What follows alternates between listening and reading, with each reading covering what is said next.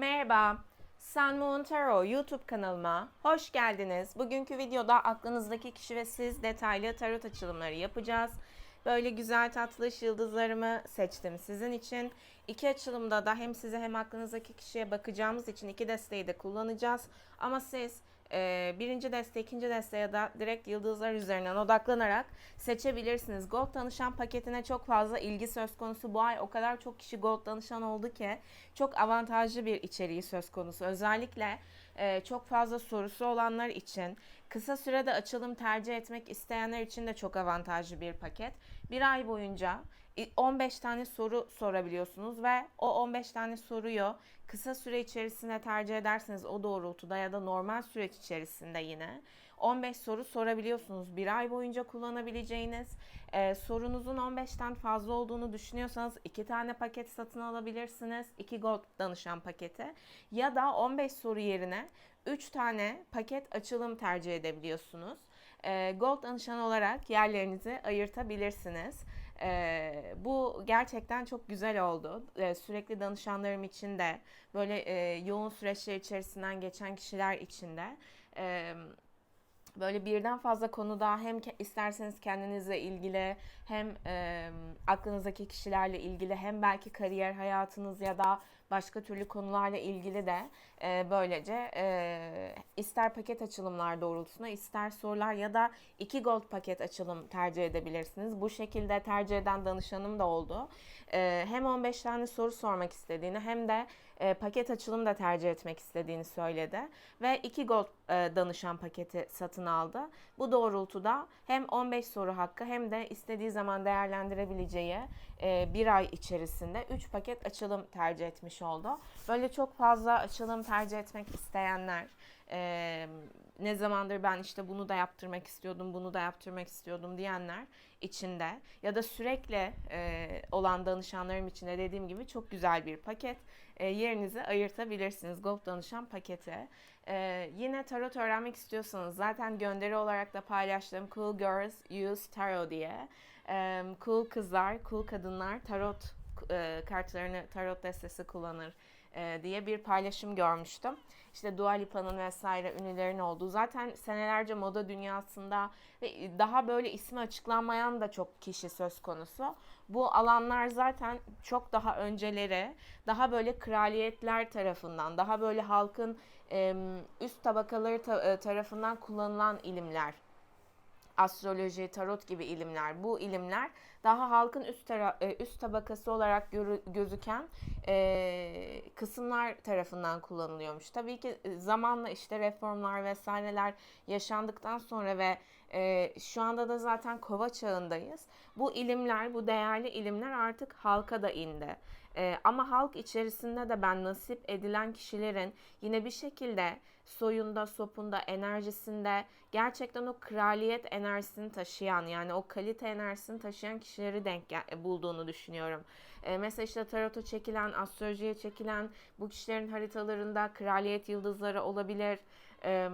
Ya bir şekilde böyle hani bu yüksek ilimlere sahip olabileceği yüksek enerjisi, yüksek ruhu, yüksek potansiyeli olduğunu yansıtan göstergeler söz konusu oluyor astroloji haritalarında da. Kendisinde de bu potansiyel söz konusu oluyor. Zaten bu potansiyeli olmayan kişiler daha hala o alt tabaka kafasında işte fasafiso şöyle böyle ama yararlanan çoktan zaten hayatını çok güzel aşamalara getirerek kafasındaki soru işaretlerini gidererek çoktan hani dünyanın yolunu kat ediyor zaten. Bu tarz kişileri de solda sıfır bırakarak, yani sıfır bile değil hatta eksilerde bırakarak burada yani siz de bu doğrultuda o yüzden diyorum tarot fal değil. Maalesef ucuz kişilerin eline geçtiğinde bazı bilgiler kendi potansiyelleri ucuz olduğu için bu alanları da ucuzlaştırarak kullanmaktalar. Ama çok şükür ki daha kaliteli şekilde kullanan, değerlendiren çok daha fazla kişi söz konusu. Zaten kişilerin kendilerinden de kullandıkları kelimeler, kendileri, tarzları buralardan da zaten kaliteli mi değil mi bunları zaten gözlemleyebiliyor olmanız gerekiyor artık. Yani siz de kaliteli şekilde, kapsamlı şekilde hiçbir yerde bulamayacağınız bilgilerle ve istediğiniz zaman izleyebileceğiniz şekilde kendi uygunluğunuza göre tarotu öğrenmek istiyorsanız da tarot atölyelerime kayıt yaptırabilirsiniz. İsterseniz sadece tarot atölyesine kayıt yaptırıp tarotla ilgili bilgi edinebilirsiniz. Kapsamlı şekilde yaklaşık 40 saat tarot anlattım. Özellikle Ezgi Hanım, ben sizi izlemeyi ya da sizi dinlemeyi seviyorum. Bana çok iyi geliyor diyenler de, belki hani hayatında bakma olarak kullanmayacaksa dahi böyle çekildiğini hisseden, hayatının bir noktasında öğrenmesi gerektiğini düşünen kişiler kayıtlarını yaptırabilir. Dediğim gibi yani böyle dizi izler gibi, film izler gibi ne zaman uygunsanız zaten izleyebiliyorsunuz. Yaklaşık 31 oturumdan oluşuyor atölye. Yine atölyeye özel hazırladığım hap bilgi PDF'leri vesaire de sadece katılımcılara özel bütün içerikler aktarılmakta. Kurallara uyulduğu ve saygı çerçevesinde ilerlenildiği sürece dediğim gibi katılımcılar zaten tercih ettikleri zaman, istedikleri zaman izleyebilecekleri şekilde isterseniz tekrar izleyebiliyorsunuz. Bazen ben de bazı oturumları açıyorum ve hani senelerdir bu alan içerisinde olmama rağmen o anki süreçlerle ilgili muhakkak hani orada sadece bilgi söz konusu gibi ama o olaylarla ilgili, süreçlerle ilgili ışık olabilecek zaten orada mesela yine bilgiler gözüküyor. O yüzden siz de bu atölyeye kayıt yaptırdığınızda belki böyle kafanız dolu olduğunda, içiniz sıkıştığında, rastgele bir bir oturum açtığınızda bile yolunuzu aydınlatabilecek, enerjinize iyi gelebilecek bilgilerle karşılaşabiliyor olacaksınız.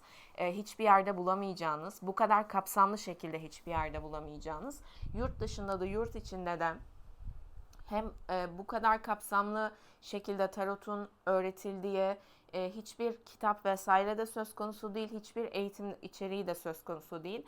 Bu atölyede astrolojisi, numerolojisi, mitolojisi, benim binlerce açılım tecrübelerimle tecrübe paha biçilemezdir. Bu tecrübelerimi de paylaştığım şekilde kaynaklarda bulamayacağınız bilgilerle tarotu kapsamlı şekilde öğreniyor olduğunuz, tabii ki katılımcılarda da o kabın, o kalitenin olması önemli. Çok değerli, çok özel bir atölye. Dediğim gibi ne zaman uygunsanız izleyebilmeniz zaten en önemli, en güzel şanslarından, kurallara uyulduğu ölçüde. Yorumlama konusunda kendini geliştirmek isteyenler de yorumlama atölyesine kayıtlarını yaptırabilirler. Yorumlama atölyesinin en güzel avantajlarından yine hem ne zaman uygunsanız izleyebiliyorsunuz, evet.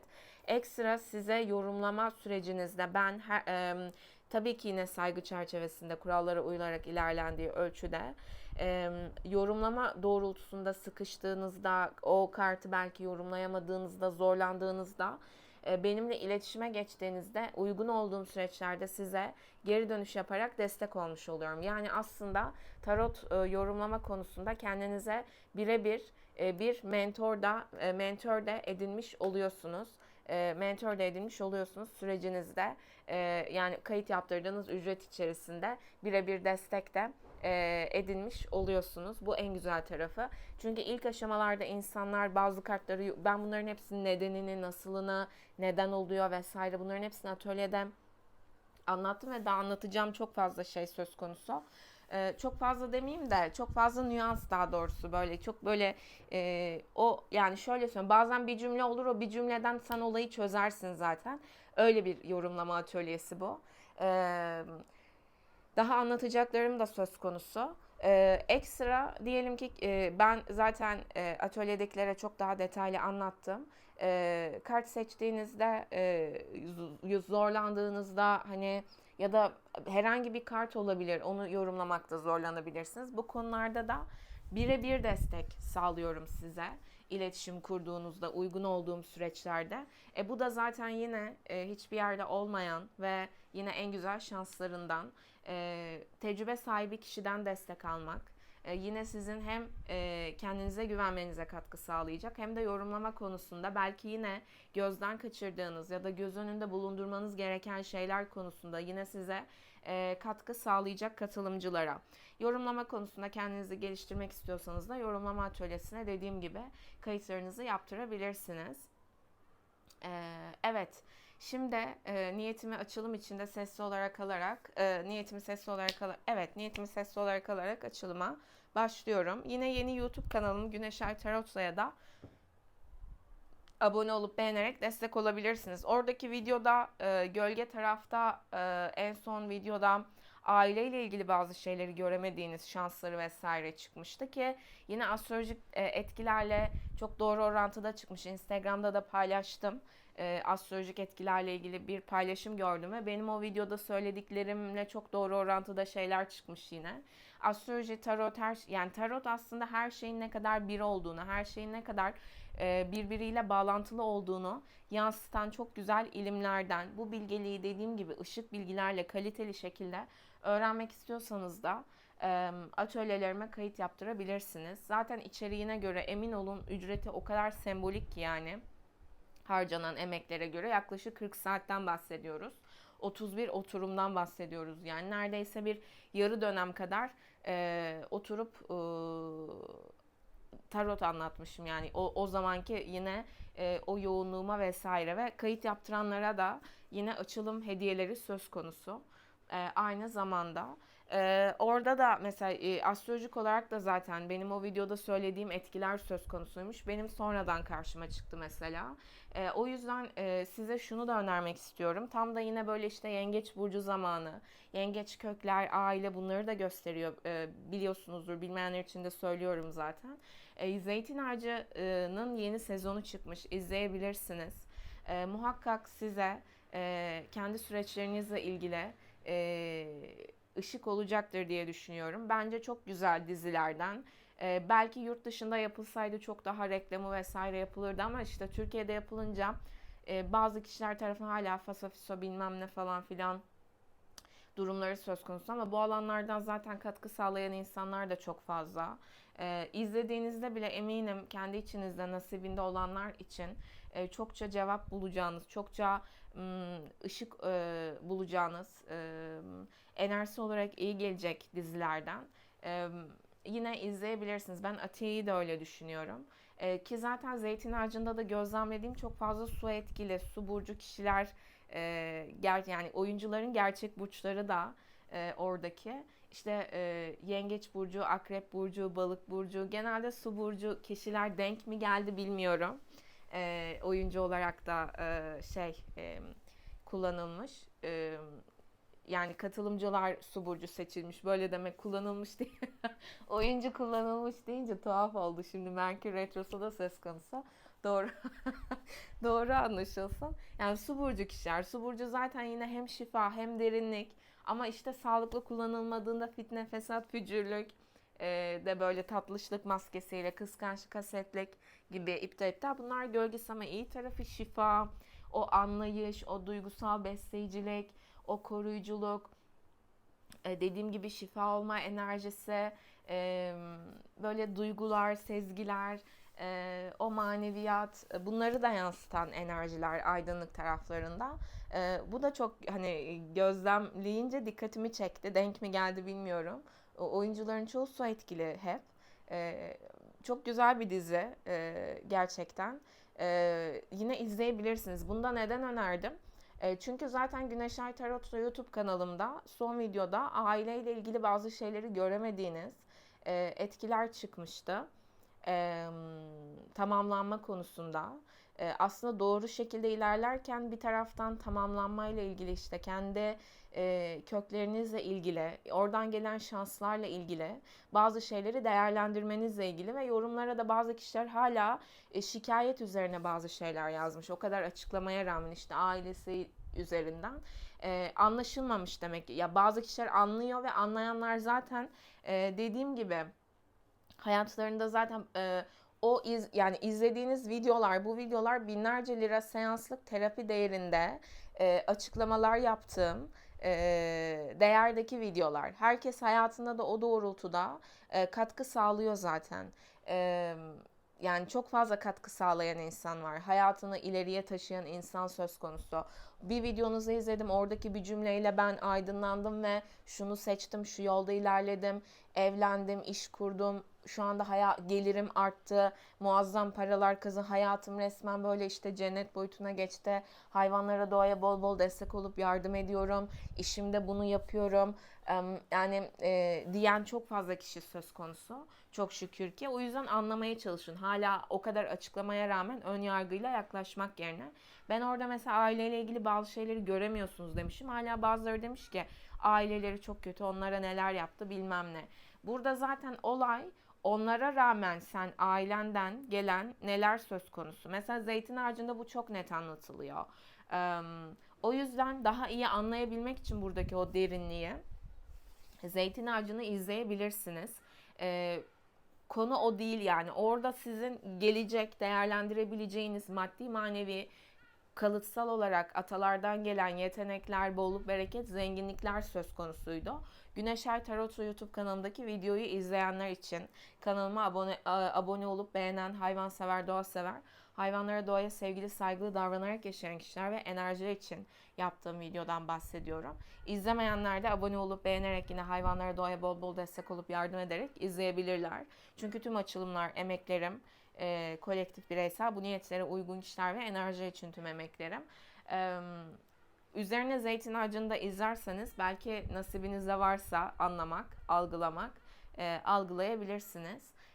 Nasibinde olan zaten direkt olarak algılayabiliyor ya da o an algılamasa da önyargılı yaklaşmadığı için sonraki süreçte algılayabileceği süreçler önüne zaten çıkıyor. Mesela işte dizi gibi, şarkı gibi, bir konuşma gibi, bir video gibi örnek veriyorum.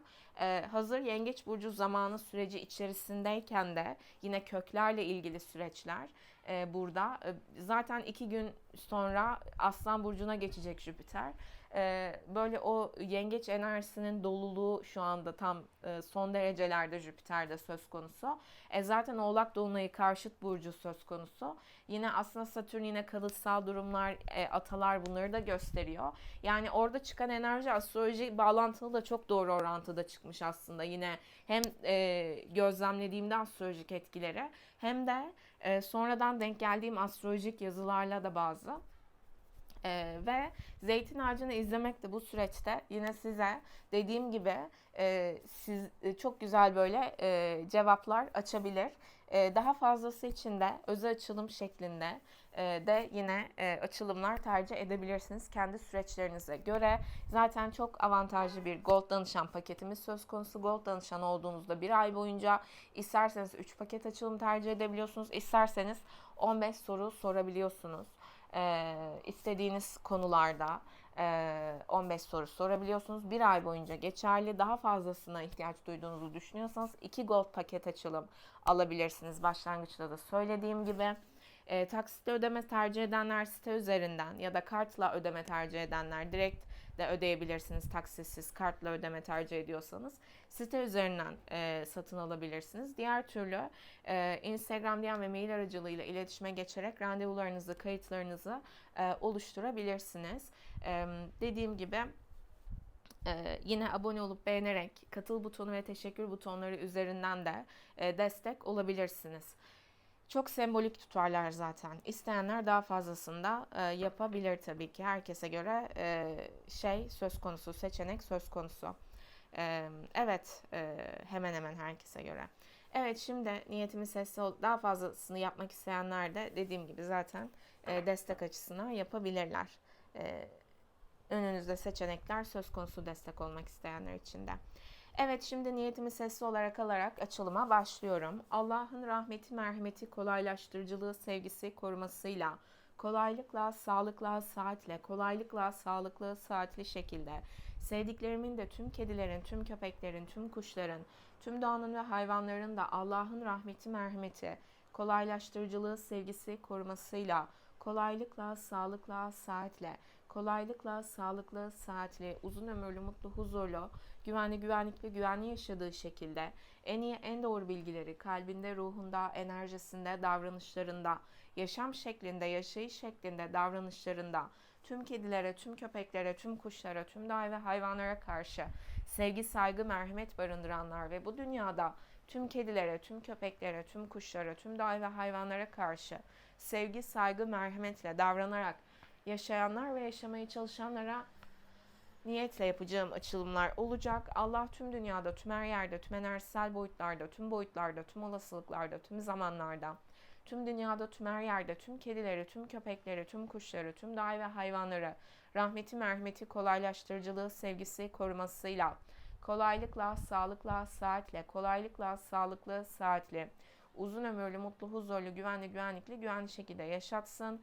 Tüm dünyada, tüm her yerde, tüm enerjisel boyutlarda, tüm olasılıklarda, tüm zamanlarda, tüm dünyada, tüm her yerde. Böyle de oldu, böyle de oldu, böyle de oldu, böyle de oluyor, böyle de oluyor, böyle de oluyor. Amin, amin, amin. Allah tüm dünyada, tüm her yerde, tüm enerjisel boyutlarda, tüm olasılıklarda, tüm zamanlarda, tüm dünyada, tüm her yerde, tüm insanların, tüm enerjilerin, tüm varlıkların, tüm insanların kalplerini, ruhlarını, enerjilerini, davranışlarını, yaşam şekillerini, yaşayış şekillerini, davranışlarını, tüm kedilere, tüm köpeklere, tüm kuşlara, tüm doğa ve hayvanlara sevgili, saygılı kılsın. Tüm insanların, tüm enerjilerin, tüm varlıkların, tüm insanların kalplerini, ruhlarını, enerjilerini, davranışlarını, yaşam şekillerini, yaşayış şekillerini, davranışlarını, tüm kedilerin, tüm köpeklerin, tüm kuşların, tüm doğanın ve hayvanların yaşam haklarına da sevgili, saygılı kılsın. Allah tüm insanların, tüm enerjilerin, tüm varlıkların, tüm insanların bu şekilde davranarak yaşamalarını sağlasın. Yaşamlarını, yaşayış şekillerini, davranışlarını bu şekilde kılsın. Allah yaşamlarını, davranışlarını bu şekilde kılsın. Allah tüm kedilerin, tüm köpeklerin, tüm kuşların, tüm doğanın ve hayvanların da Allah'ın rahmeti, merhameti, kolaylaştırıcılığı, sevgisi, korumasıyla, kolaylıkla, sağlıkla, saatle, kolaylıkla, sağlıklı, saatli, uzun ömürlü, mutlu, huzurlu, güvenli, güvenlikli, güvenli yaşadığı şekilde tüm dünyada, tüm her yerde, tüm enerjisel boyutlarda, tüm olasılıklarda, tüm zamanlarda, tüm dünyada, tüm her yerde, böyle de oldu, böyle de oldu, böyle de oldu, böyle de oluyor, böyle de oluyor, böyle de oluyor. Amin, amin, amin. Tüm kedilerin, tüm köpeklerin, tüm kuşların, tüm doğanın ve hayvanların Allah'ın rahmeti, merhameti, kolaylaştırıcılığı, sevgisi, korumasıyla, kolaylıkla, sağlıkla, saatle, kolaylıkla, sağlıklı, saatli, uzun ömürlü, mutlu, huzurlu, güvenli, güvenlikli, güvenli yaşamalarını seçiyorum. Tüm dünyada, tüm her yerde, tüm enerjisel boyutlarda, tüm olasılıklarda, tüm zamanlarda, tüm dünyada, tüm her yerde. Böyle de oldu, böyle de oldu, böyle de oldu, böyle de oluyor, böyle de oluyor, böyle de oluyor. Amin, amin, amin. Tüm kediler, tüm köpekler, tüm kuşlar, tüm dağ ve hayvanlar Allah'ın rahmeti, merhameti, kolaylaştırıcılığı, sevgisi, korumasıyla, kolaylıkla, sağlıkla, saatle, kolaylıkla, sağlıklı, saatli, uzun ömürlü, mutlu, huzurlu, güvenli, güvenlikli, güvenli şekilde yaşıyorlar. Tüm dünyada, tüm her yerde, tüm enerjisel boyutlarda, tüm olasılıklarda, tüm zamanlarda, tüm dünyada, tüm her yerde. Böyle de oldu, böyle de oldu, böyle de oldu, böyle de oluyor, böyle de oluyor, böyle de oluyor. Amin, amin, amin. Evet, güzel niyetlerimizi aldım. Güzel niyetlerimizi aldım. Odaklanıp seçebilirsiniz. Birinci desteği seçenlerle başlıyorum. Şimdi zaten video uzun olacak. O yüzden ben kartları seçip direkt yorumlama kısmına geçeceğim. Abonelerimdeki niyetime uygun kişiler ve enerjiler için. Hayvansever, doğasever, hayvanlara doğaya sevgili, saygılı davranarak yaşayan kişiler ve enerjiler için. Evet, birinci desteği seçenler, abonelerimdeki niyetime uygun kişiler ve enerjiler için. Bakalım şu güncel enerjilerinizi henüz ben de açmadım, açacağım. Şimdi hemen kartlarınızı seçtim. Evet, aklınızdaki kişinin sizinle ilgili güncel enerjisi. Ya burada ben şey görüyorum, olacağına inanmayan bir enerjide olabilir kendisi. Hayatında olumsuz süreçlerden geçtiği durumlar yaşıyor olabilir.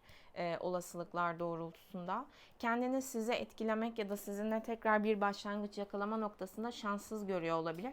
Ben bu kişinin maneviyatını da zayıf görüyorum. Bunu yargılamak için söylemiyorum. Tüm kartlar gölge enerjide çıktı. Özellikle şansı, maneviyatı, umutları gösteren kartlar gölge enerjide çıktı. O yüzden hayata karşı umudu, inancı zayıflamış. Belki yaşadığı negatif şeylerden dolayı burada gözlemlediğim. Enerjilerde de gözüktü. Yani sanki hayatında ne yolunda gidiyor ki sizinle olduğu süreç yolunda gitsin ya da gitseydi zaten ona şaşırırdı gibi etkilerle de gözüktü. Ama sizin aranızda yaşanan bazı bitişler, tanışmanız olabilir, aranızdaki kavgalar olabilir. Bu onu aslında şaşırtıcı da etkideymiş gözlemlediğim. Belki bazı umutsuzluklardan, bazı karamsarlıklardan çıkması açısından da aranızda ani bazı durumlar yaşanmış. Tanışmanız olabilir, ayrılmanız dahi olabilir burada.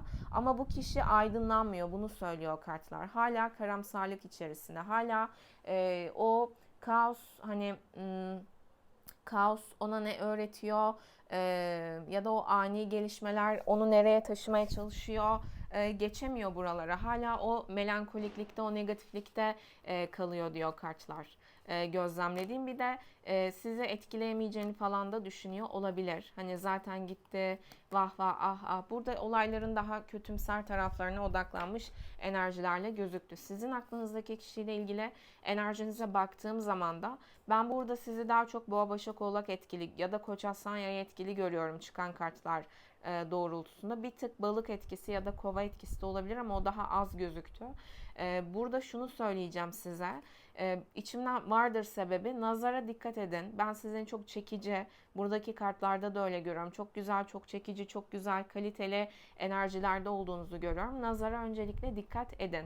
Bu kişiyle ilgili bazen kendinizi böyle dengesiz buluyorsanız, bir istiyorsunuz, bir istemiyorsunuz falan gibi düşünüyorsanız kendinizi, bu kişiyle sürecinizi anlattınız, anlatmadınız fark etmiyor. Burada ben şey hissediyorum ya, yani kötü ve nazar etkili kişilere dikkat edin. Bir de ben sizin de bu kişiye karşı enerjinizi biraz bağımlılık gibi de görüyorum aynı zamanda. Yani sanki takılı kaldığınız, uzaklaşamadığınız, aslında bir yere de varmayan, sanki böyle bir yere varmayan bir süreç içerisinde. Burada bu kişi ne kadar inançsız gözüktüyse, hani süreçle ilgili umutsuz gözüktüyse, sizde de aslında o kadar umut söz konusu. Aslında belki bağımlılıkları söz konusu ya da belki sizin bağımlılıkları. Ben çok siz gibi görmedim açıkçası. Ya burada siz şöyle bir enerjidesiniz. Belki ya olmayacağını bilen bir şeye böyle gözü kapalı inanarak atlamak. Ya da zaten karşıdaki kişinin belki bağımlılıkları söz konusu. Belki zaten sizi kullandı maddi manevi. Ama hala buradaki işte o joker, şu şeytan ve şey kartıyla, gölgede çıkması kartıyla buradaki kombinasyonda şu anlama geliyor mesela işte. O yüzden kombinasyon şeklinde yorumlamak önemli. Hala bir şeytana inanmaya çalışıyorsun. Şimdi evet, inancını yüksek tut, cesaretini yüksek tut denir mesela Joker için. Yerine göre, zamanına göre, ama sağında sonunda çıkan karta göre bu inanç Allah'a karşı inanç. Burada Allah tövbe haşa, ama hala burada şeytan olduğunu bildiğiniz, yani bu kişiye şeytan demeyeyim de nasıl diyeyim? Bağımlılıklar söz konusu, yani kopamama durumu söz konusu. Zaten belki diyorsunuz ki zaten bağımlılıkları söz konusu. Zaten borcu harcı söz konusu. Zaten bir parayı nasıl yöneteceğini bilmiyor. Zaten size zarar vermiş maddi ya da manevi. Ama hala buraya bakın, gözü kapalı atlama isteği var sizde gözlemlediğim. Hani aman ne olacak ki diye böyle hani şey görme, oradaki tehlikeyi, orada size zarar verebilecek maddi manevi süreçleri görmek istemediğinizi görüyorum. Bağımlılık çalıştırdığınız için özellikle bu kişiye karşı. Biraz takılı kalma... Ay, yanlışlıkla tarot kartını da aldık. Bakın, yanlışlıkla Joker'i aldım. Buradaydı bak. Bence bu da boşuna değil. Yani bakış açını değiştir diyor kartlar size. Bir de ben şey de hissettim. Buradaki Joker'in de tekrar bu araya girmesi. Yani sen bunu uzun süredir yapıyorsun. Uzun süredir buradan bir cacık olmayacağını biliyorsun ama buradan çıkamıyorsun da diyor sanki kartlar size. Yine negatif kötü şeylere iptal diyelim. Şimdi aklınızdaki kişinin sizinle ilgili düşüncelerine baktığımızda ben aslında size sevgi beslediğini görüyorum bu kişinin. Kendi süreçleriyle ilgili, sırtında sorumluluk hissettiği süreçlerle ilgili. 9-9 bakın buradan. Ya sanki diyor ki artık bitsin bu kötü süreçler, yeter artık dediği süreçlere gelmiş olabilir. Kendini çok yalnız hissettiğini söylüyor. Sabahlara kadar uyuyamıyor olabilir, uykusuz kalıyor olabilir. Yani sadece sizinle ilgili süreci üzerinden değil, kendi hayatıyla ilgili ve size olan duyguları ya da sizinle olan o duygusal başlangıcı, aslında onun o karamsar hayatına, buradaki karamsarlığı da gördünüz. Işık gibi doğmuş bakın, aslında şifa olmuş. Bunu söylüyor kartlar ve ona çok iyi gelmiş aslında, barış, huzur, o içinde dinginleştiremediği o şeylere, düşüncelere, duygulara bir nebze olsun iyi gelmiş aslında düşüncesinde. Bunu düşünüyor. Yani onun duyguları aslında ve benim ona uyanan duygularım aslında sanki bir şeyler böyle düzelecek gibiydi. Bir şeyler böyle düzelir gibi hissettirmişti dediği durumlar söz konusu. Ama böyle kendini, hayatını çok fazla kafaya takan, kendini çok yalnızlaştıran, yalnız hisseden etkilerle de gözüktü ama sizi sevdiğini düşünen bir etkide. Sadece bunu burada kendi içinde tutmayı tercih ettiğini söylüyor kartlar. O da karamsarlığından dolayı bazı şeylerin karamsarlığından çıkamadığından dolayı diyor kartlar, olasılıklar doğrultusunda. Sizin onunla ilgili düşüncelerinize baktığımda, yani yine zaten güncel enerjinizle çok doğru orantıda çıktı oradaki gibi. Geçmişte yara almanıza rağmen hala burada siz pozitif burada şekilde bir başlangıç, belki diyorsunuz ki adım atsam ne olur acaba? Adım atayım ya, ne olacak? Yani o şey var sizde. İşte her şeyin iyisine odaklanmak. Ondan sonra böyle kişileri, bazı insanlar hiç kötü şey yaşamadı zannediyor. Hayır, tam tersi. Belki senin yaşadığından çok daha fazlasını yaşadı. Ve o yüzden biliyor zaten iyimser olması, pozitif olması gerektiğini. Bazı insanların çünkü şikayet etme lüksü yoktur. Şikayet etmek bir lükstür ve şımarıklıktır. İptal negatif kötü şeylere, ve o da yengeç burcu bağlantılıdır. Kupa dörtlüsü üzerinden düşünebilirsiniz. İşte mağdur edebiyatı. Yani o şikayet eden kişileri insanlar bazen mağdur gibi düşünür ama bazen onlar başkalarını mağdur etmiştir ya da gelen fırsatları zaten görmüyorlardır. Şımarıklıktır, yani sürekli bir şeylerin kurbanı olmaya alışmış. Çünkü çıkmıyor oralardan. Evet, yaşadıkları zor belki ama tek yaşayan o değil yani burada. Burada belki siz de çok zor şeyler yaşadınız ama çok pozitif, hala işte böyle o yapabildiğini hayat içerisinde yapan enerjilerde gözüküyorsunuz. Özellikle ülkede böyle mağdur edebiyatı yapan kişilere de dikkat edin o yüzden.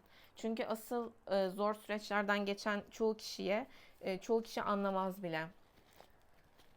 Çünkü onların şikayet etme lüksü bile söz konusu değildir.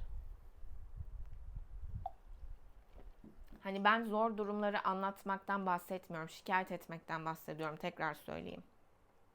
Onu da yaşadı, bunu da yaşadı, işte şunlar bunlar. Hani bir iki kez anlatmak okey, hani tamam, ama bunu sürekli hani kendini oralar üzerinden tanımlamak. Bahsettiğim şey bu. Bunun ayrımı iyi yapılsın. Hani arada bir anlatılır. Hani artık neresine gelmiştir anlatır. Hani o ayrı bir şey ama kendisini tanımlama noktasını, şanssızlık, yaşadığı kötü durumlar üzerinden kendini tanımlama noktasını şımarıklık olarak söylüyorum ki enerjisi olarak da psikolojik olarak da bunu sadece ben söylemiyorum. Söyleyen çok fazla yazı da, kişi de söz konusu zaten. Şimdi burada bunu da söylememin vardır sebebi. Sizin düşüncenizde hala geçmişte yara almanıza rağmen belki siz de bu kişiye yara verdiğinizi düşünüyor olabilirsiniz. Diyorsunuz ki ama ona işte o geçmişte şunlar yüzünden öyle. O şu anda biraz daha kendini savunmak istiyor. Bilmem ne, ben adım atayım.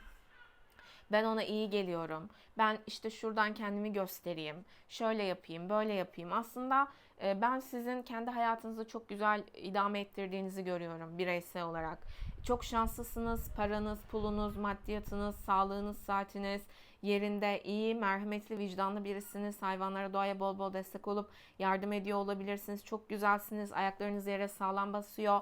Öz sevgi, öz saygı, özgüven, özdeğer enerjisindesiniz. Ve bu pozitifliğinizi, hayat enerjinizi onunla başlangıçlar yaparak paylaşmak istiyorsunuz. Ona iyi gelmek istiyorsunuz aslında hala düşüncenizde. Ya belki diyorsunuz ki bir adım atayım, ne olacak ki?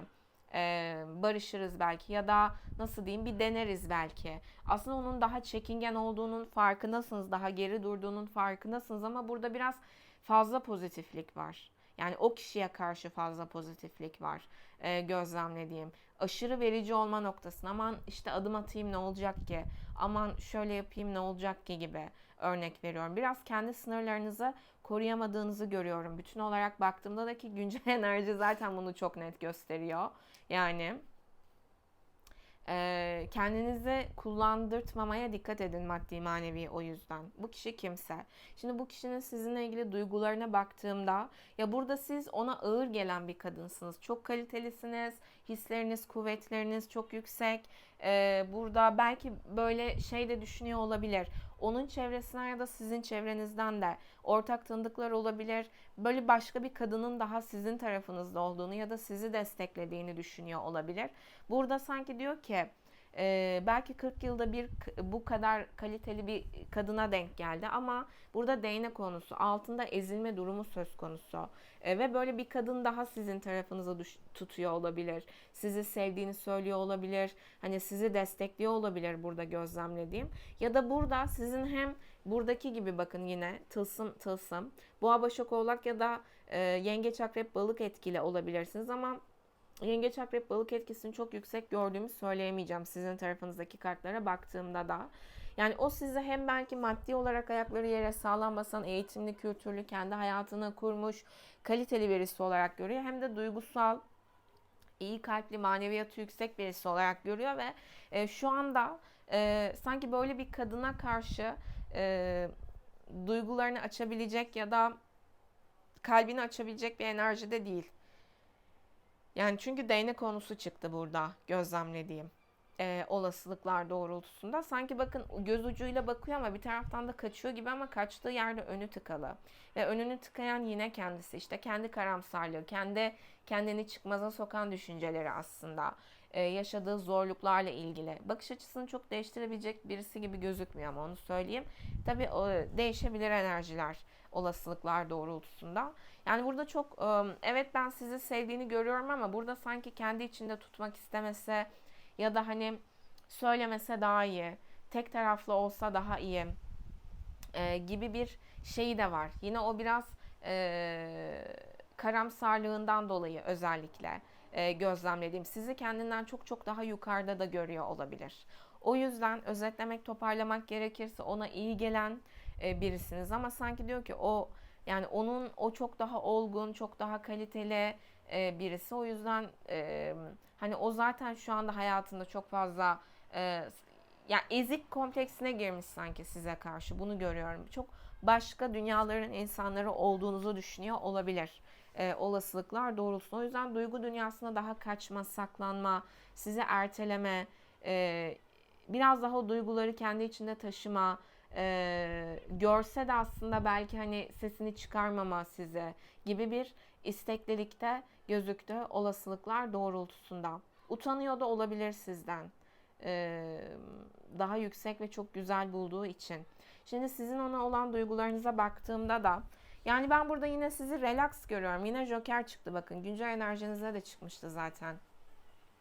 Hani bir şey başlarsa başlar. Siz zaten maddi manevi kendinize güveniyorsunuz. Tecrübelerinize güveniyorsunuz. Ayaklarınız yere sağlam basıyor. Belki burada yardımlaşma konuları olabilir. Maddi manevi konuları olabilir. Yani bir maddi manevi verici olmaya hazırsınız. Yani yeni kişi ise de geçmişten kişi ise de. Ya burada şey var. Siz sanki kin tutamayan birisiniz. Size yapılan kötülükleri unutan birisiniz gibi hissettim. Özellikle aşk hayatınızda. Ama ne olacak yeniden başlarız diyen ve böyle yeniden maddi manevi karşı taraftan hiçbir şey görmeseniz bile verici olabilecek bir tarafınız var sizin. Ve duygusal olarak da buna hazır gözüküyorsunuz. Yani diyorsunuz ki aman işte hani takmaya ne gerek var? Başlarsa başlar. Aramızda yeni bir süreç. Hani artık ben kafama takmak istemiyorum ama aramızdaki süreç ilerlesin de istiyorum. Belki sadece sizin emeğiniz, sizin vericiliğinizle ilerlemesini de birazcık görmezden gelme durumunuz söz konusu.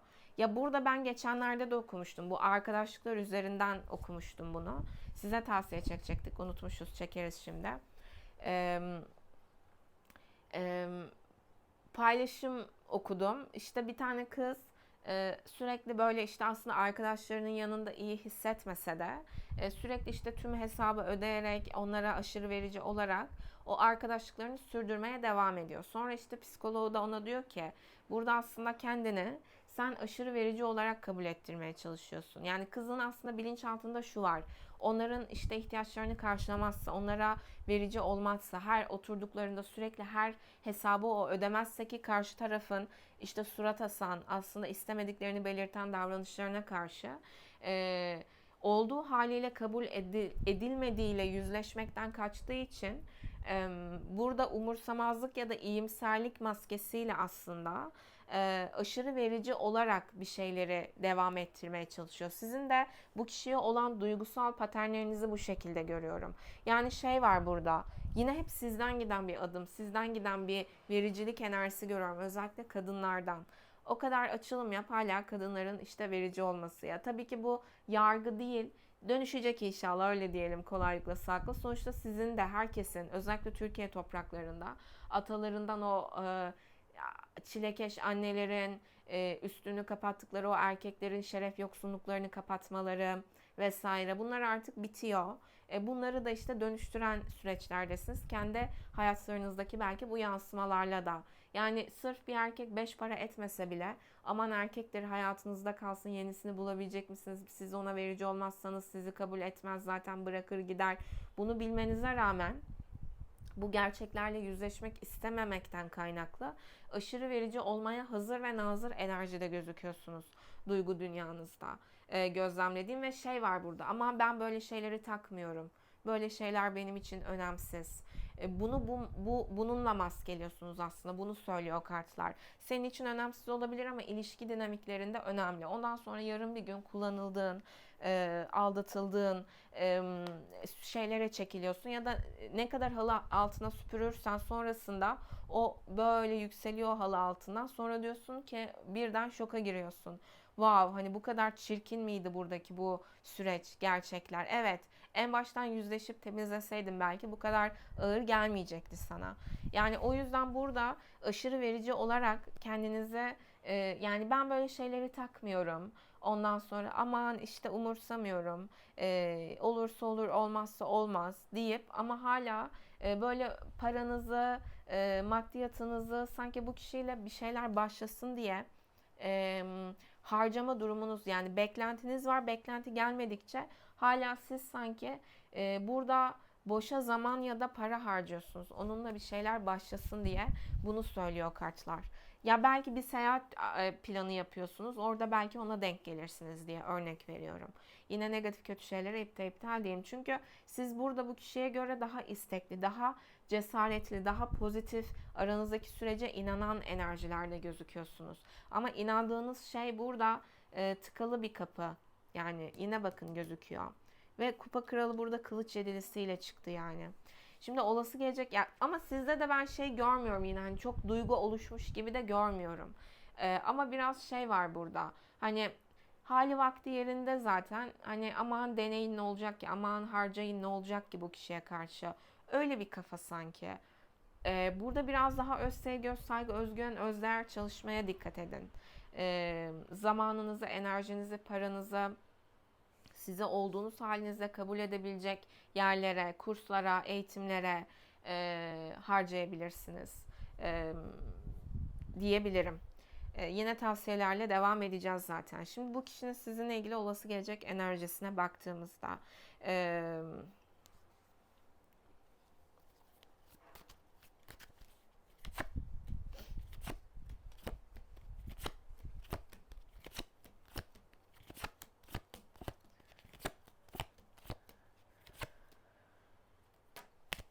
ben burada menfaatçi birini görüyorum ya. Yani bu kişi size bir adım atabilir gibi görmüyorum. Daha çok kendi işi, kendi gücü, kendi çalışma hayatı, bunlara odaklanabilir. Zaten burada yine duyguları olsa da kaçabileceği etkiler var. Siz belki ona adım atabilirsiniz. Yani yine burada dediğim gibi günlük hayatınız, çalışma düzeniniz, aman orada onu göreyim diye oraya gideyim, işimi gücümü şuna göre ayarlayayım. Ya da işte iş, kariyer, eğitim, para bağlantıları üzerinden belki denk gelebileceğiniz bir şeyler yapın. Burada sanki siz onun için emek harcayabilirsiniz ama o bunun karşılığında nasıl diyeyim, istemem yan cebime koy tarzında, tabiri caizse, tavırlar sergileyebilir.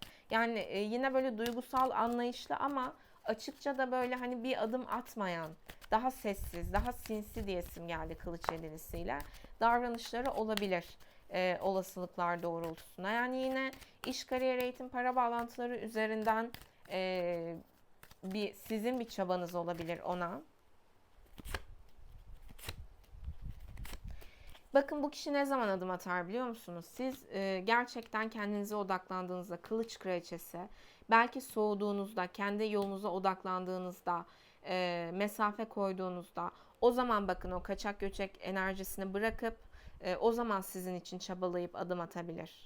Ama siz beklenti içerisinde kaldıkça, işte ne bileyim oradan geçeyim, belki onu görürüm, işimi gücümü ona göre ayarlayayım bilmem ne.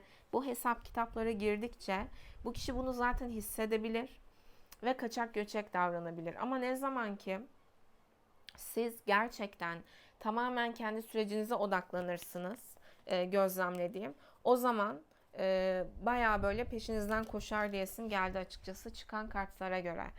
Ki zaten sizin olası gelecek enerjinize baktığımızda da onunla ilgili.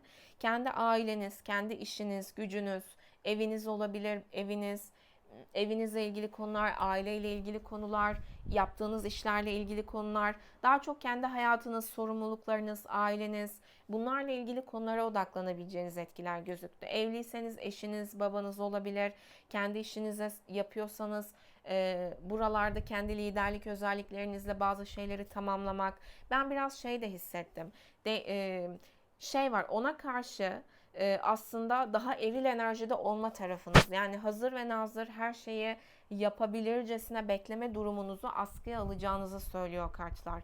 Ben bu enerjimi kendi hayatımda yaptığım işlere, evime, parama, malıma, mülküme, çıkacağım tatillere, tamamlamak istediğim kariyerimle ilgili süreçlerime, katılmak istediğim eğitimlere, hayvanlara, doğaya destek olarak yardım ederek yaşamama, bunlara odaklıyorum diyebileceğiniz etkiler var. Yani bu kişiye karşı daha adım atabilen tarafınızı biraz daha dizginleyebileceğinizi ve daha aile odaklı, daha işte kendi işiniz olabilir, kendi işinizi kurmak olabilir, zenginleşmek, bolluk bereket enerjisine geçmek, kendi işinizin patronu olmak, bunlarla ilgili süreçlere odaklanabileceğiniz etkiler gözüküyor.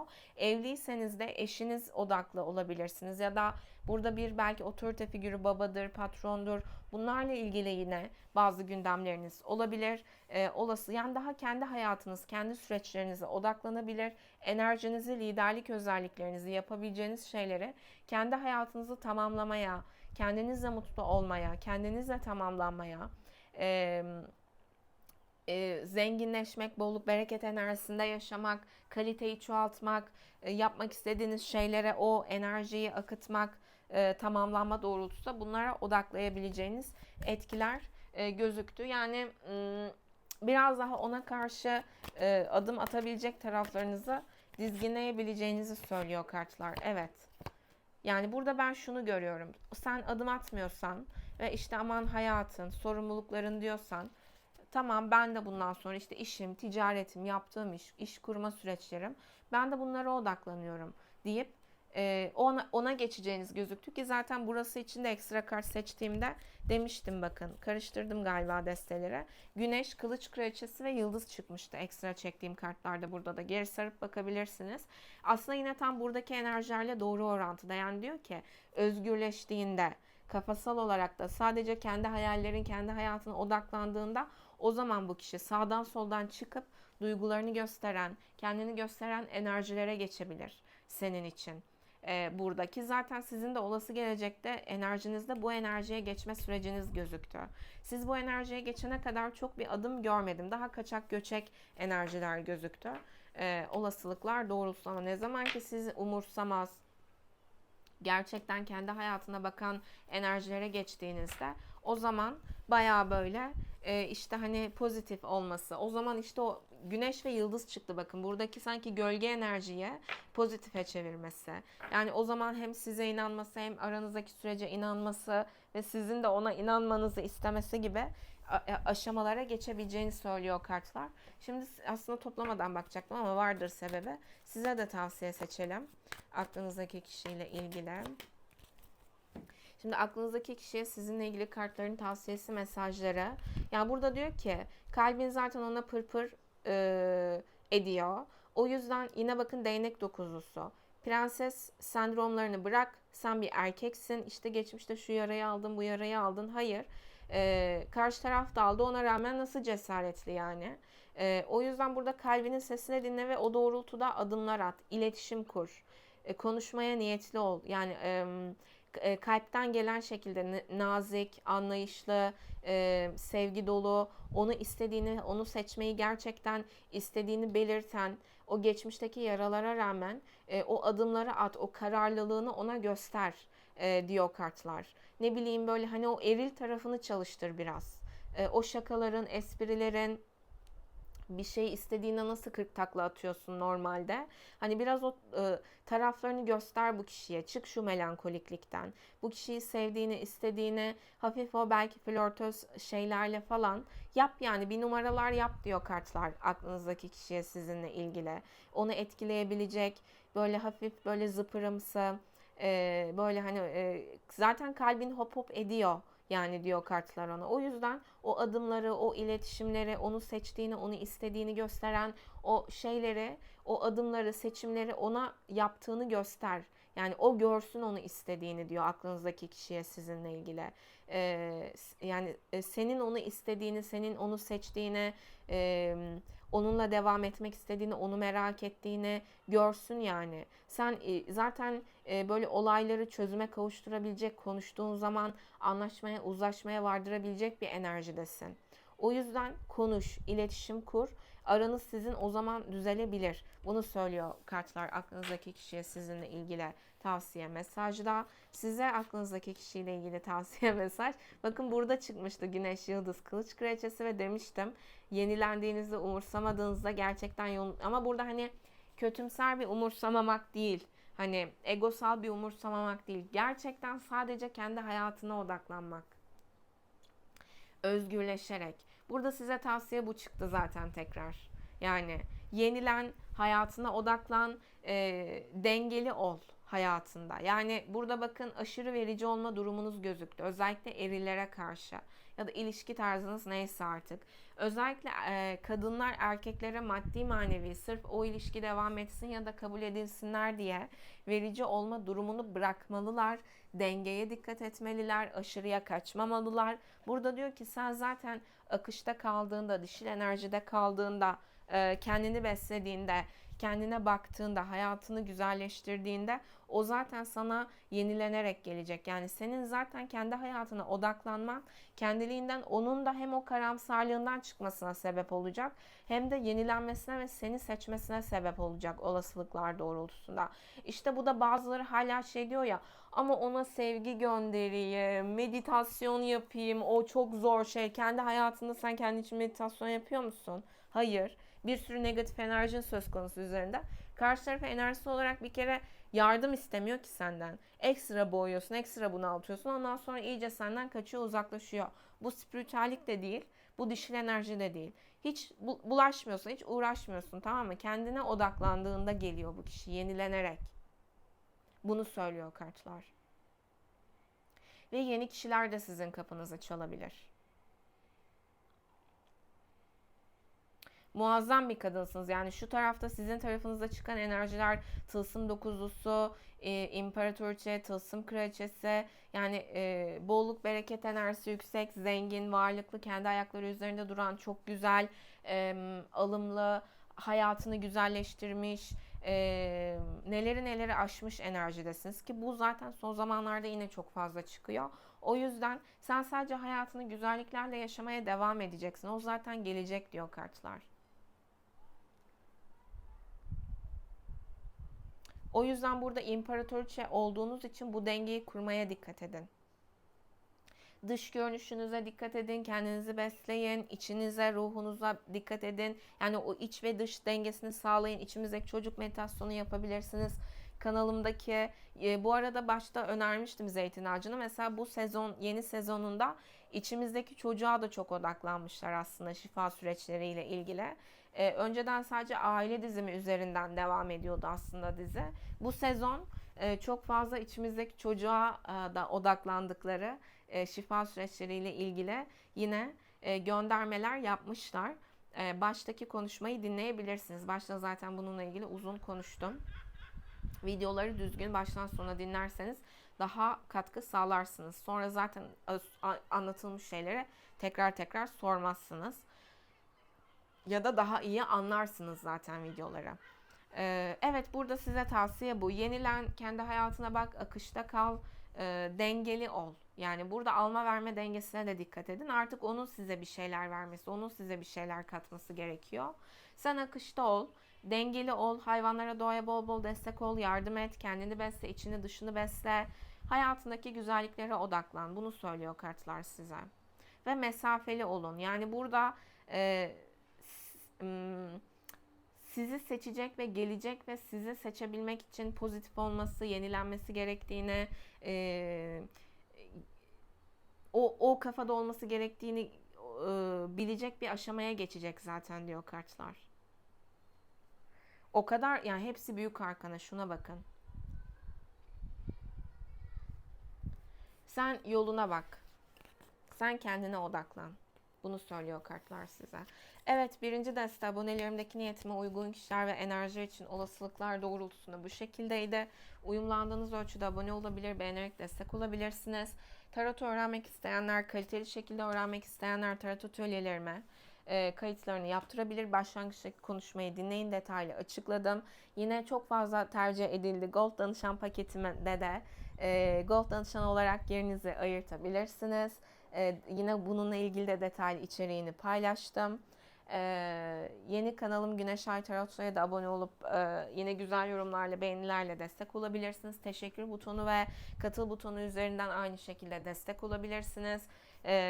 Abone olup beğenerek Instagram DM ya da mail aracılığıyla ya da site üzerinden randevularınızı oluşturabilirsiniz ya da atölye kayıtlarınızı oluşturabilirsiniz. Evet, açılımlar, olasılıklar doğrultusunda bu şekildeydi. Şimdi ikinci desteğiyle devam ediyoruz.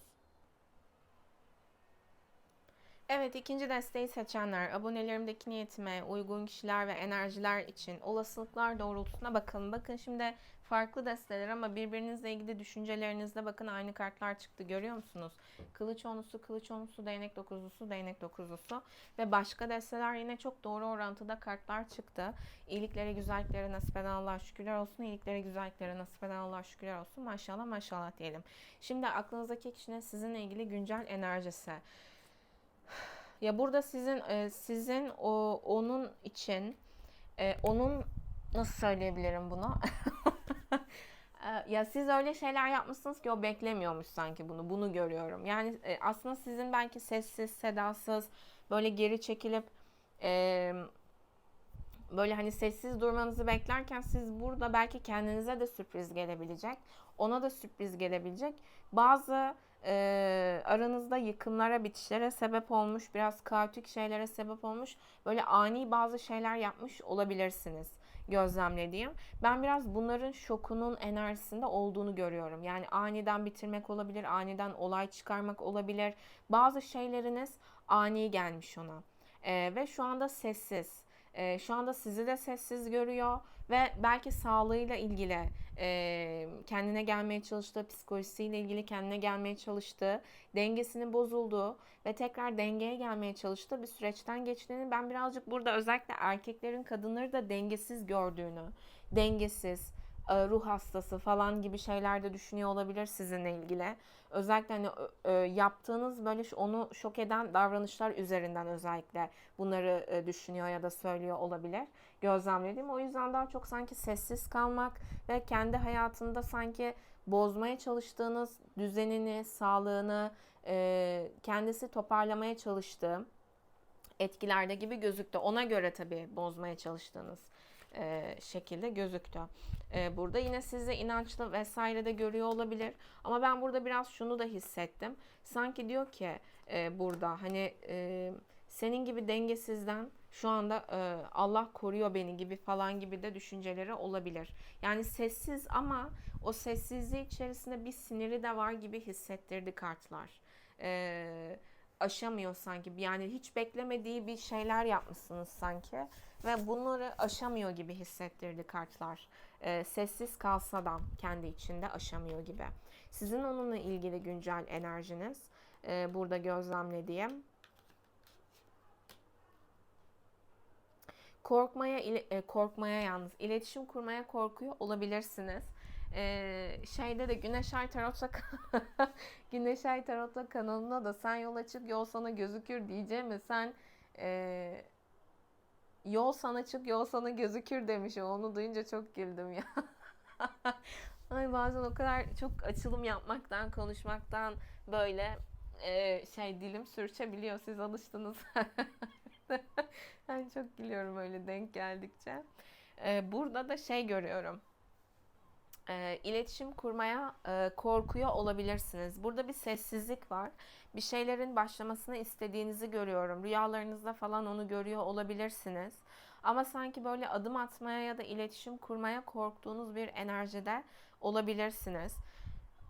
Bazılarınız manifest çalışmalarıyla, dualarıyla falan barışın, bir araya gelin, bir şeyler düzelsin artık diye de çok istiyor olabilir. Kendinizi onsuz aslında çok yalnız hissediyor olabilirsiniz. Ben burada çok konuşmak istediğinizi, aranızda bir şeylerin başlamasını çok istediğinizi görüyorum. Ama korktuğunuzu görüyorum. Bir de sizin de sanki bazı konularda daha manipülatif olduğunuz, yani pasif agresif iletişim. Aslında tam Merkür Yengeç enerjisi. Şu anda Merkür Yengeç'te retroda. Yani sanki açıkça bazı şeyleri konuşabilecekken konuşmaması ve sonra belki durup ondan sonra ortalığı biraz manipülatiflikle birbirine katması. O yüzden belki de korkuyorsunuz. Belki de yaptıklarınızdan dolayı, bilmiyorum. Burada kendi sürecinize göre düşünün. Çünkü iki tarafta da düşünce enerjisi bayağı bitiş enerjisi ve hani yara alma enerjileriyle gözüktü birbirinizden. Karşılıklı, yani bakın aynı kartlar, yani farklı desteler olmasına rağmen düşünce dünyasında.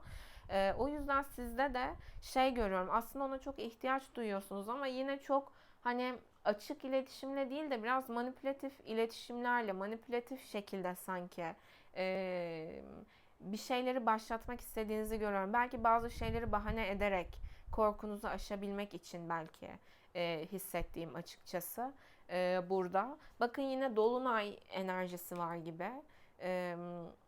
Belki bu dolunay bağlantılı da aranızda hani yoğun olarak onsuzluğu hissettiğinizde artık bu ayrılık bitsin, bu uzaklık bitsin. Bunu çok istediğiniz bir süreçten de geçiyor olabilirsiniz.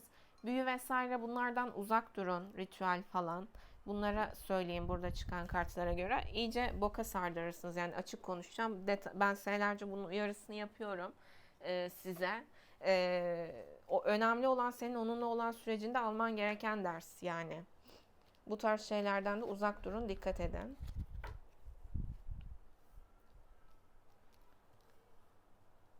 Adım attı, ondan sonra daha kötü, yani açık konuşacağım, boka sarabilir. Ondan sonra neden boka sardı? Sen ritüel yapmıştın, ritüel etmiştin yalnız. Neden işler daha da boka sarıyor yani. Çünkü görmen gerekeni görmek yerine hala saçma sapan şeylerle uğraşıyorsun. Bu tarz şeylere de dikkat edin. Biraz ben sizin zihin dünyanızda kendinize karşı da manipülatif olduğunuzu görüyorum. Kendi hatalarınızı görmüyor olabilirsiniz. Bu kişiyle açıkça konuşabilecekken biraz böyle yalanlar, gerçeği saptırmak, olanı olduğu gibi anlatmak yerine daha kendinizi haklı gibi göstermeye çalışmakla ilgili bir enerjiniz gözüküyor burada. Yani atıyorum 2 tanesi doğruysa söylediklerinizin belki 20 tanesi yanlıştı. Ya da kendinize karşı da bu kişiyle ilgili manipülatif olabilirsiniz. Kendi hatanızı görmemekle ilgili. Manipülatiflik var burada. Hani onu çok istiyorsunuz ama var burada, işte açık iletişimden korkup manipülatif iletişim. Ya arkasından konuşarak, ya adım atayım ama şunu bahane edeyim diyerek, böyle tuhaf, ya da işte yine o yengecin gölgesi, işte büyüdüm hani ritüelde su grubunun gölgesi, hatta sadece yengeç değil. Bunlarla belki uğraşarak ama bu doğru değil. Zaten ay burada da çıktı enerjinizde. O yüzden gölgede çıktı. Bir de yanlış yolları tercih etmemeye, yanlış yollara girmemeye dikkat edin zihin dünyanızda bile. Ama onsuzluğu çok hissettiğinizi ve bir şeyler başlasın, tekrar konuşun, barışın, bunu aslında çok istediğinizi görüyorum. Hani ne kadar belki kendinize itiraf etmiyorsunuz. Bilmiyorum ama bu gözüktü. Şimdi onun sizinle ilgili düşünceleriyle devam ettiğimizde zaten burada iki tarafta da bitiş enerjisi. Yani ben burada şu anda sizin konuştuğunuz, görüştüğünüz birisi gibi görmüyorum bunu, bu kişiye. Sanki bir bitiş yaşanmış, acı verici süreçler yaşanmış, iki tarafta birbirine zarar vermiş ve burada bu kişide şu düşünce var. Yani bu kişi sanki size diyor ki, siz onun itibarına da, duruşuna da zarar veremezsiniz. Bu kişi diyor ki, ben öyle senin bildiğin erkeklere benzemem. Sen bana bunu yapamazsın. Ondan sonra bundan sonra yani sizi görmezden gelerek, sanki sizi acı içerisinde bırakarak size ceza vermeye çalışıyor bu kişi.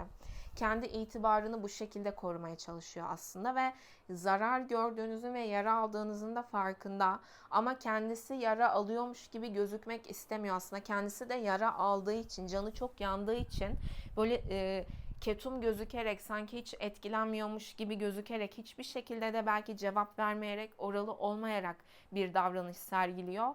Çünkü kendisinin de canı çok yandı ama senin canını da bu şekilde yakıyor aslında diyor. Biraz egosal, biraz hani nasıl diyeyim, erkekliğini korumak gibi, hani sen o cevabı bile hak etmiyorsun.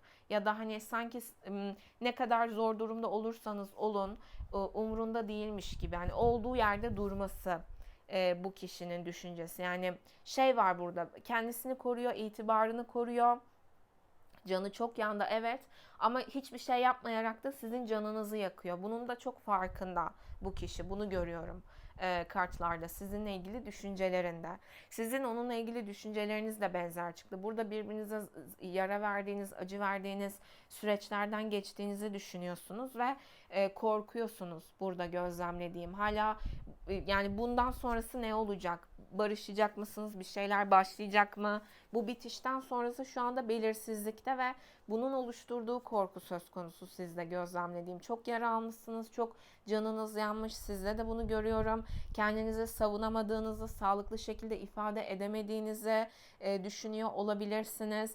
Belki ummadığınız kişiler tarafından bu kişiyle olan sürecinizde sırtınızdan vurulduğunuzu düşünüyor olabilirsiniz gözlemlediğim. O yüzden yine burada yalnız kalma hissi, kimsesiz hissetme, acı çekme, bu kişiyle olan sürecinizin hem belki itibarınıza, hem belki normalde ben böyle şeyler yapmazdım diyorsunuz. Belki yapacağınızı düşünmediğiniz şeyler yaptınız belki.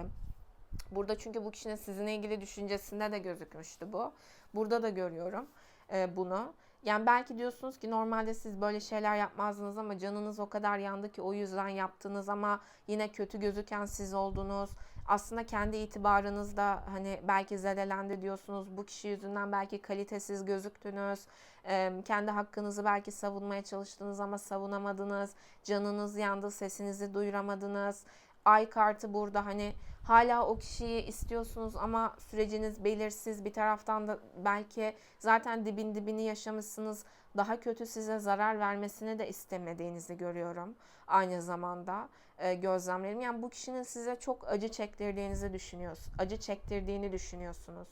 Ve kendinizi savunamadığınızı, belki kendinizi koruyamadığınızı, belki zamanında söylemeniz gereken şeylere bu kişiye söyleyemediğinizi düşünüyor olabilirsiniz. Aslında yine ayın gölgesi ve büyücü kartıyla da, yani bazı şeyleri belki içinize attınız. O yüzden de iletişim konusu bazen pasif agresifliğe vurmuş olabilir ya da birikip ummadık yerde bu kişinin şaşıracağı belki bazı şeyler yaptınız o yüzden. Yine negatif kötü şeylere iptal diyelim ve psikolojik olarak, bedensel olarak, yani sağlık olarak da yani sizi çok nasıl diyeyim, zorlamış, kötü etkilemiş bu kişi, iptal negatif kötü şeyleri sizin düşüncelerinize göre. Ama hala da şeyde görüyorum sizde, nasıl diyeyim, biz sahip çıkılma hissi istiyorsunuz sanki, bunu hissettim.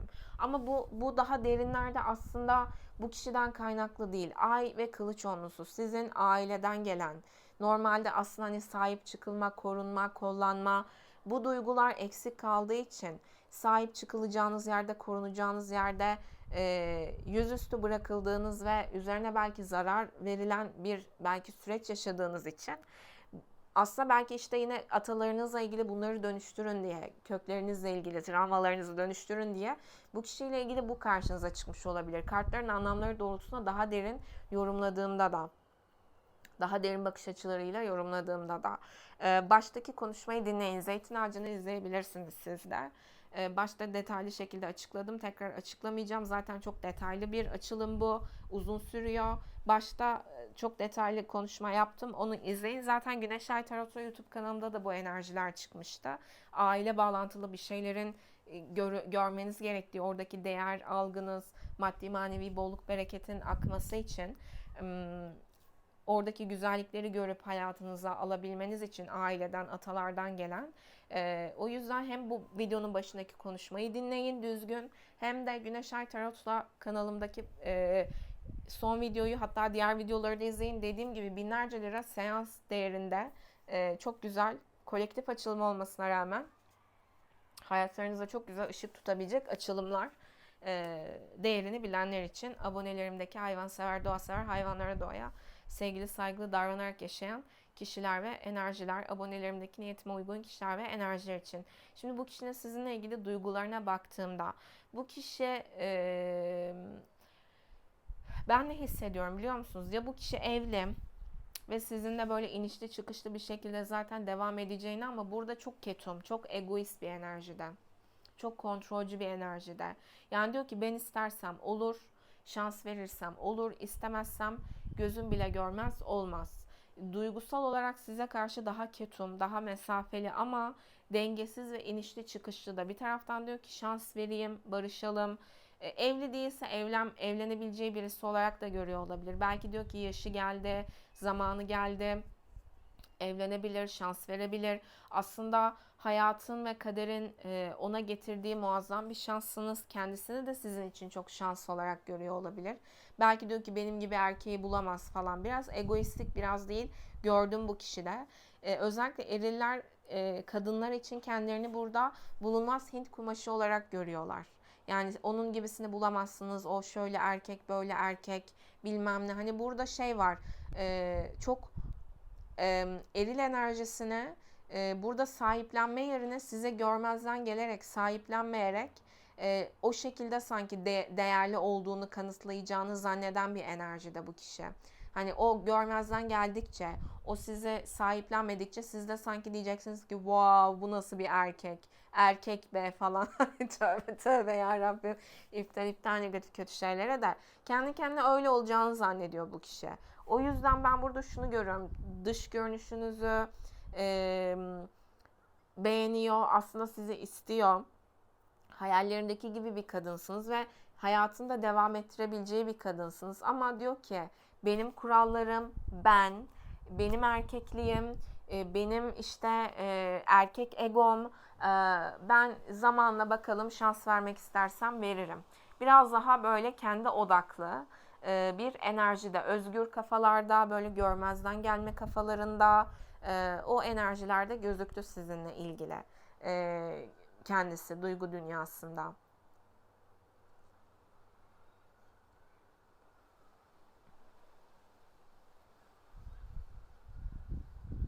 Sizin onunla ilgili duygularınıza baktığımda zaten burada da bakın, burada söylediğimin yani devamı gibi sinirlisiniz ona siz. Diyorsunuz ki ben içim nasılsa sana dışım öyle geldim. Böyle hesap kitaplarla gelmedim. Seni görmezden gelmedim. Anlatacağınız şeyleri anlatamamışsınız. Bu kişi sizi manipüle etmiş, siz içinizde kalmış. Belki sonra birden patladınız o yüzden. Burada kartlar diyor ki sizin onunla ilgili duygu, sinirleniyorsunuz ona. Görmezden gelmesi, zamanında yaptıklarını görmeyip hala sizin bu belki bir şeyleri birden patlamanız, birden tepki göstermeniz üzerinden de hala kendi suçunu görmek yerine görmemesi, bunlara sinirleniyorsunuz. Diyorsunuz ki her şey aslında ortada. Yani siz burada şu kafadasınız gözlemlediğim. Siz zaten içiniz nasılsa dışınız öyle ilerlediniz burada. Bir süre sadece belki onun baskısı nedeniyle ya da böyle hani bir şekilde sanki böyle içinizde kalmış bir şeyler ya da belki söyleyemediniz, edemediniz, biriktirdiniz, sonra birden belki ortaya çıktı. O noktada da siz belki ruh hastası, siz dengesiz gibi gözüktünüz bu kişi açısından. Bunlara sinirleniyorsunuz siz, bunu görüyorum. Halbuki benim kalitem de işte hayat seviyem de ortada yani. İçim nasılsa dışım öyle benim. Ben böyle hesap kitaplarla uğraşmıyorum. Benim kalbim temiz. Ha, ben senden sonra da hayatıma devam ederim. Zaten gencim, güzelim, sağlıklıyım. Param pulum da var. Kendi ayaklarım üzerinde de duruyorum. Yani sen şu kötü kalbine yan. Kaç yaşına gelmişsin, hala hangi hesap kitaplar peşindesin gibi sinirinizi, öfkenizi görüyorum bu kişiyle ilgili sizde, duygu dünyanızda. Yani sevgi diyemem, aslında yaşadığınız süreçle Kendi değerinizi anlamışsınız. Ve birisi, özellikle bir erkeğe karşı zamanında bazı tepkilerin gösterilmesi gerektiğini, zamanında bazı şeylerin söylenmesi gerektiğini anlamışsınız. Bunun aydınlanmasını yaşamışsınız. Aslında kalbiniz hafif. Bunu söyleyebilirim. Belki bu yaşanan acı süreçlerle de hafifledi belki ama hala yani şey diyemem burada sizin için de. Onu çok seviyorsunuz diyemem. Dediğim gibi o sahiplenme isteği aslında hem onun belki zamanında oluşturduğu beklentiden hem de çok daha derin köklerinizden gelen bu eksiklikten kaynaklı gibi. Hani sahiplenenin olmaması, ihtiyacınız varken yüzüstü bırakılmanız, yalnız hissedilmeniz ve bunu yapacağını düşündüğünüz bir erkekle karşılaştığınızda da sonradan bunun da bu kişinin de size bunu yapması. Aslında buradakini şifalandır diye diyor kartlar daha derin bakış açılarıyla. O yüzden çok böyle hani şey görmüyorum sizi. Bu güzel aslında. Bağımlı değilsiniz bu kişiye. Sinirlisiniz de. Hatta bunu görüyorum. Yani diyorsunuz ki ben zaten elimi sallasam ellisi param var, pulum var, eğitimim var, kalitem var, kendi ayaklarım üzerinde duruyorum, güzelim, gencim, sağlıklıyım çok şükür, merhametliyim, vicdanlıyım.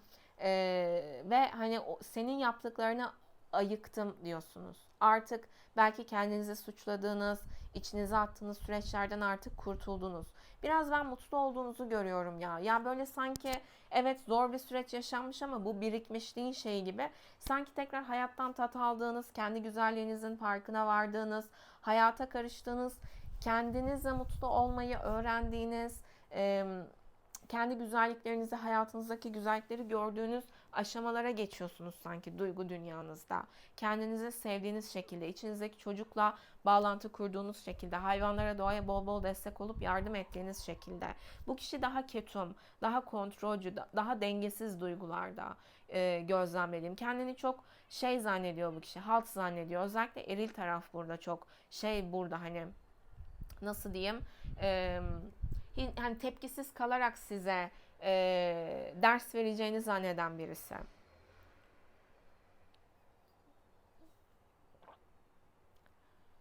Şimdi burada olası gelecek enerjiler ilginç çıktı. Neden? Çünkü olası gelecekte ben bu ketumluğa rağmen ya bu kişiden ya da çocukları olabilir, bu kişinin akrabaları olabilir, tanıdıkları olabilir. Bir şekilde adım enerjisi görüyorum. Sizi özlemese, yani bu kupa altılısı kupa ikilisiyle çıkmasaydı belki adım demezdim ama burada bir adım gözüküyor. Tılsım dokuzusu yani güzelliğiniz, bakın tılsım dokuzusu, tılsım dokuzusu. İki destede de kadınların enerjisi o kadar güzel çıktı ki e, izleyen kadın mı erkek mi kendinize göre düşünebilirsiniz. Eril enerji ne durumda, dişil enerji ne durumda zaten söylüyorum. Kendinize göre dinlemeyi bilin. Şimdi burada kartlar diyor ki olası gelecekte sizi çok özleyebilir. Çocuklar vasıtasıyla olabilir ya da akrabalarıdır. Böyle hani ortak tanıdıklarda buralar aracılığıyla adım atabilir. Özlediğini söyleyen, barışmak istediğini söyleyen. Burada siz kendi öz sevgi, öz saygı, özgüven, özdeğer enerjinizde kaldıkça ve bir görüşme, buluşma sağlamak isteyebilir ya da sizin yaşam alanlarınız ya da gezdiğiniz yerler, seyahat ettiğiniz yerler buralara gelmek isteyebilir, buluşma teklif edebilir. Sizi böyle çok fiziksel şekilde yani somut şekilde görmek isteyebilir. Romantik görüşmeler, buluşmalar yapmak isteyebilir. Çok özleyerek, çok beğenerek, çok severek size. Onun olası gelecek enerjisinde. Ama sizin ben olası gelecek enerjinizde şunu görüyorum. Öz sevgi, öz saygı, özgüven, özler enerjisine geçebilirsiniz ve şey var burada. Ay canım çok meşgulüm ya. Yoğunum ya. O geçmişteki hataları yapamam artık ya. Hani bu kafaya geçebilirsiniz siz birazcık gözlemlediğim. Egoya dikkat edin burada. Bir tık ego uyarısı var size açıkçası. Ama ben sizde şey görüyorum açıkçası. Yani pişman olacağınız zaten belliydi. Ya da ben bu noktadan sonra geleceğini zaten biliyordum. Ama hani geçmişteki hataları yapmazsınız artık. Geçmişteki o pişmanlıkların içerisine artık girmezsiniz. O yüzden belki yine bir görüşmeye, buluşmaya gitseniz bile burada belki erteleyebilirsiniz. Hani işim var, gücüm var, şöyle böyle gibi. Biraz onu zorlayabileceğinizi görüyorum. Ve hani geçmişteki pişmanlıklar, anlaşmazlıklar bunlar bunların içerisine de girmek istemeyeceğiniz şekilde kendi otoritenizi, kendi sınırlarınızı, kendi kalitenizi koruyarak ilerleyebilirsiniz. Olasılıklar doğrultusunda. Yani pişmanlıklarınızdan biraz ders çıkararak kendi kalitenizi, kendi güzelliğinizi, kendi enerjinizi korumayı bilerek ilerleyebilirsiniz bu kişiyle olan sürecinizde. Adım at. Bakın yine bu kadar olur bakın. Aynı kartlar. Bu kadar olur derken kupa altılısı düşüyordu kupa ikilisiyle galiba. Heyecanla aynı kartlar çıktı bakın. Çok yüksek ihtimal siz buluşur, görüşürsünüz. Gözlemlediğim olasılıklar doğrultusunda. Bu kişinin size etkilemek isteyebileceği etkiler gözüküyor.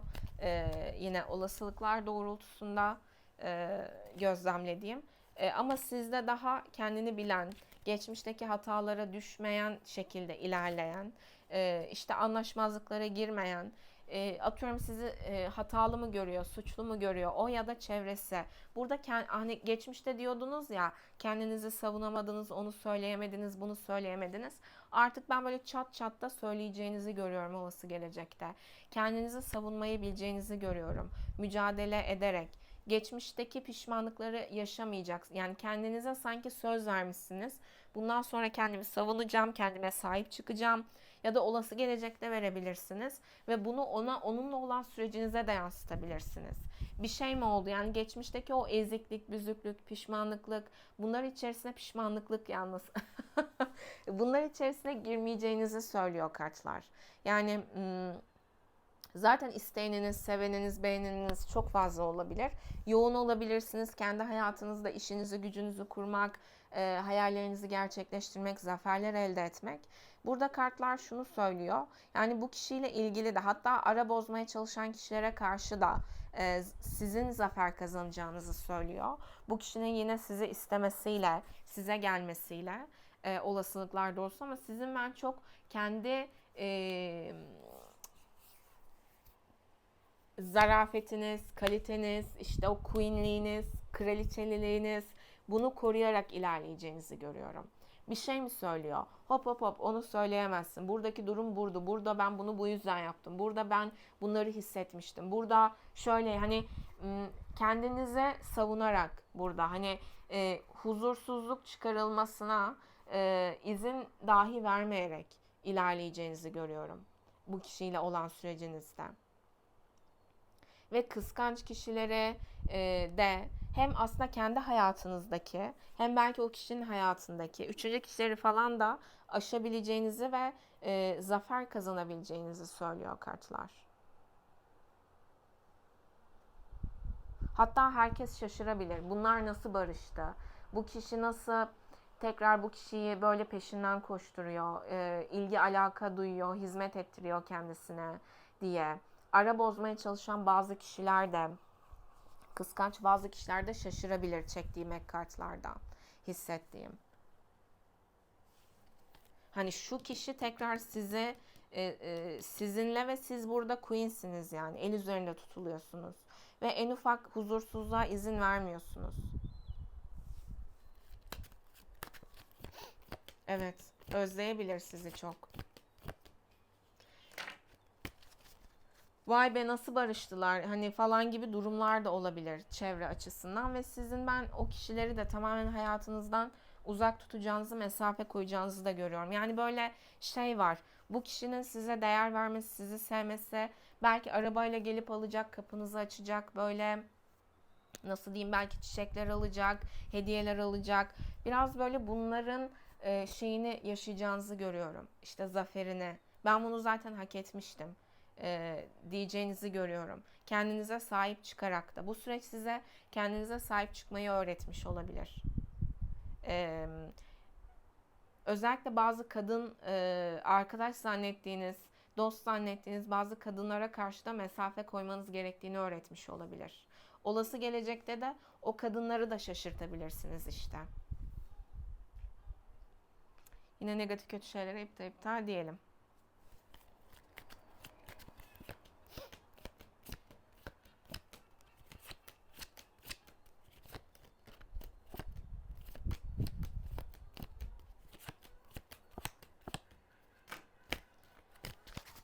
Evet, şimdi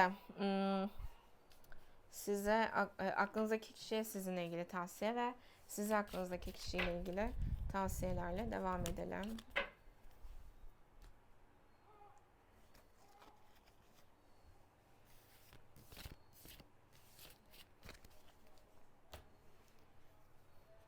Kendinizi bulacağınızı ve sıkı sıkı kendinize sarılacağınızı görüyorum. Hayvansever, doğasever, kaliteli şekilde yaşayarak, yolunuza yükselerek zaferlerle devam edeceğinizi görüyorum.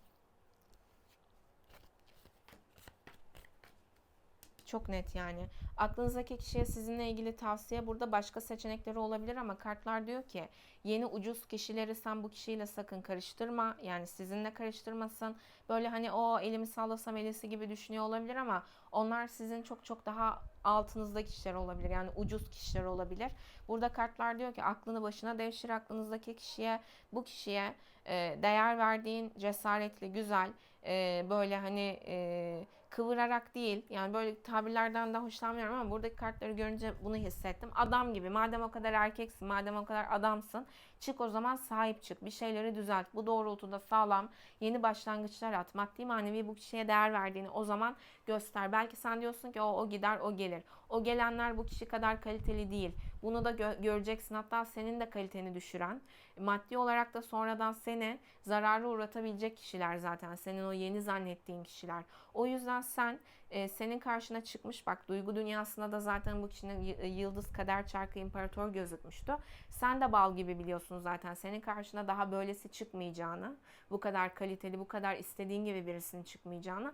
O yüzden kartlar ona diyor ki bir öyle bir böyle kıvırmayı, bir öyle yani bırak, adam akıllı seç bu kişiyi, adam akıllı bu doğrultuda net ol.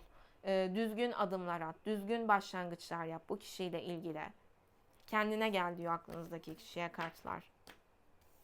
Ve size aklınızdaki kişiyle ilgili tavsiye de burada kendi itibarınız, kendi dediğim gibi kraliçeliliğiniz, kendi kurallarınız, bunlara sahip çıkmanız gerektiğini söylüyor kartlar. Gözlemlediğim. Zaten siz kendi huzurunuz, kendi kurallarınız, kendi düzeniniz, kendi otoriteniz, bunlara sahip çıktığınızda bu kişi zaten size adım atabilir. Zaten size gelebilir.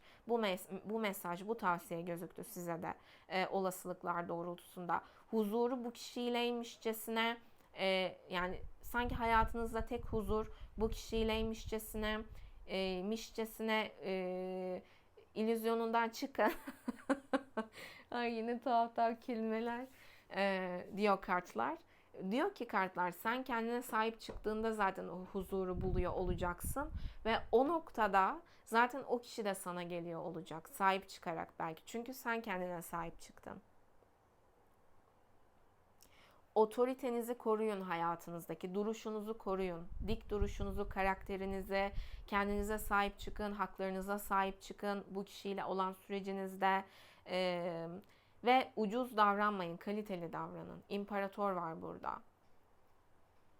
Yani o kurallarınız, duruşunuz, o kraliçeliliğiniz işte devam etsin. Kendine sahip çık. Bununla huzur bulacaksın zaten.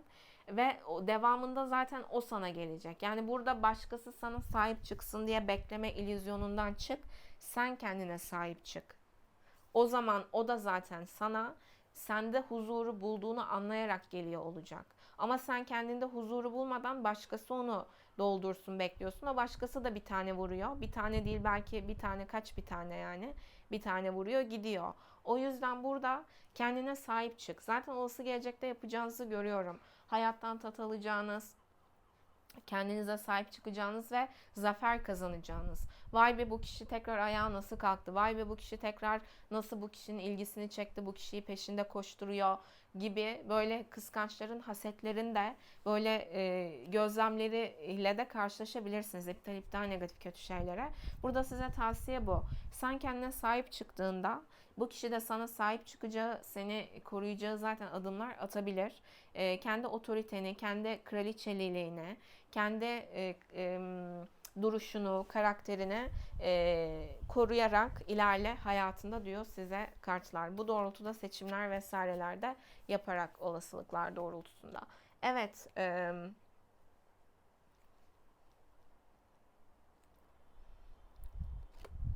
Ve hayatınızda cesaretle ilerleyin. Size iyi gelmeyen, sizin kaliteli hissettirmeyen, kalitenizi görmeyen kişilerden, yerlerden de uzaklaşın.